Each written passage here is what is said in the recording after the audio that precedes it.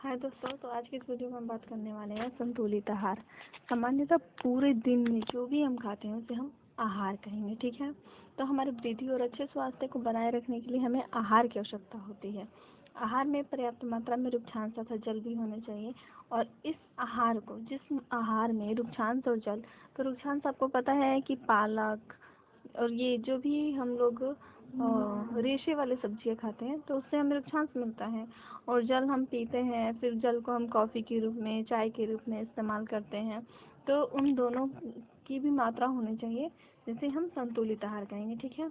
यहाँ पे कह रहा है कि कोई भी पोषक तत्व ना आवश्यकता से अधिक होने चाहिए और ना ही आवश्यकता से कम, ठीक है। उसके बाद कह रहा है कि जो दाल, मूंगफली, सोयाबीन, अंकुरित बीज, किण्वित भोजन में हम ले सकते हैं इडली, और आटे का मिश्रण में थपेला अनाज व दालों से बना मिशी रोटी, ये सब आता है।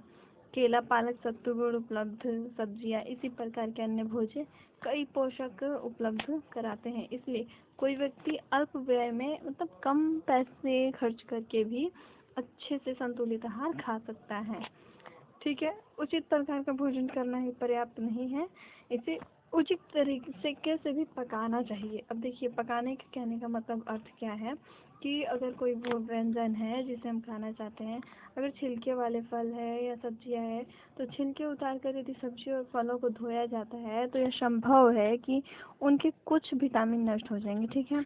तो सब्जियों और फलों की त्वचा में कोई कई महत्वपूर्ण विटामिन तथा खनिज लवण होते हैं। चावल और दाल जो है उनको भी दो बार धोने से उनमें से उपस्थित विटामिन और खनिज जो है खत्म हो सकते हैं, ठीक है। इसके बाद कह रहा है कि जब हम भोजन पकाते हैं तो उसमें हम टमाटर, नींबू ये सब डालते हैं, तो ये सब जो है, तो भोजन पकाते वक्त जो विटामिन सी है ना, तो गर्मी अधिक होती है जिसके कारण विटामिन सी जो है नष्ट हो जाती है, ठीक है। तो हमें भोजन को भी अधिक अच्छे से पकाना चाहिए। उसमें जल की अधिक मात्रा नहीं डालनी चाहिए ताकि हमारे जो विटामिन सी है वो बची रहे। उसके बाद कह रहा है कि अगर हम देखें तो हमारे भोजन में अगर वसा की अधिक मात्रा है, वसा तेल, जिससे कि हमने कहा था ना, सोया तेल, सरसों तेल इत्यादि, तो इन सब की अगर मात्रा अधिक है तो इससे हमें मोटापा हो सकता है। उसके बाद कह रहा है अभावजन्य रोग। देखिए, इसके कहने का मतलब ये है कि ये जो रोग होते हैं ना, लंबी अवधि तक रहते हैं। और क्यों होता है, तो ये जो पोषक तत्व होते हैं ना, उनकी कमी के कारण होते हैं, ठीक है। तो यदि कोई व्यक्ति अपने भोजन में पर्याप्त मात्रा में अगर प्रोटीन नहीं ले रहा है तो उसे भी कुछ रोग हो सकते हैं, जैसे वृद्धि जो है उसकी रुक जाएगी, चेहरे जो है सूजे हुए दिखेंगे, बालों का रंग उड़ जाएगा, त्वचा की बीमारियां और पेचिश आदि हो सकते हैं, ठीक है। तो प्रोटीन की कमी से इतना होता है, यदि प्रोटीन तथा कार्बोहाइड्रेट दोनों की कमी होगी व्यक्ति में, तो उसकी जो वृद्धि है ना पूरी तरह से रुक जाएगी, अर्थात वो वृद्धि नहीं कर पाएगा, ग्रोथ नहीं कर पाएगा। इसके बाद कह रहा है कि विटामिन और खनिज लवणों के अभाव से भी कुछ रोग होते हैं।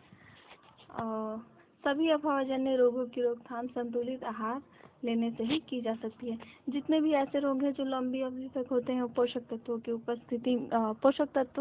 की नहीं उपस्थिति में, तो हम उसे ठीक कर सकते हैं संतुलित आहार लेकर ही। संतुलित आहार में हमारा रेशे, जल, सभी पोषक तत्व उपलब्ध होने चाहिए, ठीक है। उसके बाद यहाँ पे कह रहा है विटामिन और खनिज लवणों के अभाव के कारण होने वाली कुछ बीमारियाँ, तो इसे हम कम्युनिटी में डाल देंगे, इसे आप वहाँ से याद कर सकते हैं। अब यहाँ पे कह रहा है एक FSSAI, ठीक है, ये एक संस्था है।